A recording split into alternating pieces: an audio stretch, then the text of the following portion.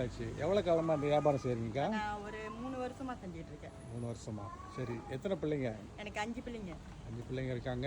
எத்தனை பேர் கல்யாணம் பண்ணிட்டாங்க? 4 பேர் கல்யாணம் பண்ணிட்டாங்கய்யா. 4 பேர் கல்யாணம் பண்ணிட்டாங்க.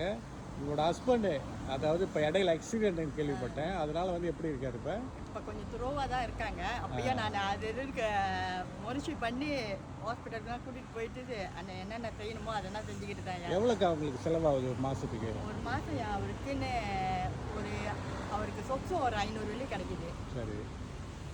அதுவும் அந்த 500 வெள்ளி பத்தில் திருப்பி கூட தான் ஒரு 600 வெள்ளி கிட்ட வந்துடுது அவருக்கு ஒரு மாதத்துக்கு செலவு. அவருக்கு இது வந்து இதனால அவருக்கே முக்கால்வாசி எடுத்து வைக்கணும்னா ஒரு 1000 வெள்ளி எடுத்து வைக்கணும். 1000 வெள்ளி. ஏன்னா மருந்துக்கு அவரு குடிக்கிற மாவு. சரி. இதெல்லாம் எப்படி நீங்கள் எப்படி அந்த எப்படி பணத்தை எப்படி வியாபாரம் மூலியமாக தான்? வியாபாரம் மூலியமாக இது பண்ணுறேன்யா. இங்கேயும் இந்த இடத்துலையும் நல்ல உள்ளவங்க இருக்காங்க, எனக்கு உதவி செய்வாங்க. நான் பூ எடுக்கிறவங்க கூட எனக்கு ஹெல்ப் பண்ணுவாங்க. அவருக்கு அந்த மாவு நான் வாங்கி கொடுப்பாங்க. இன்னொரு சைனீஸ் ஒருத்தர் இருக்கிறாரு, அவர் பெம்பஸ்னா வாங்கி கொடுப்பாரு, மில்லோ வாங்கி கொடுப்பாங்க. வீட்டுக்குள்ளே அவர் பாய்க்கிற ஜாமான் சைனீஸ் மாதத்துக்கு ஒரு வாட்டி வாங்கி கொடுப்பாங்க.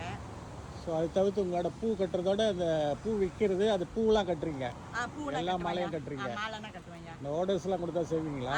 ஆர்டர்ஸ்லாம் கொடுத்தா செய்வேன். சரி. அதாவது இந்த ஆர்டர்ஸ்லாம் இதுக்காண்டா வரும் உங்களுக்கு. ஒரு அளவில் வந்து நீங்கள் வியாபாரத்தை வந்து தொடர்ந்து செய்யுங்க. சரிங்களா? நன்றி.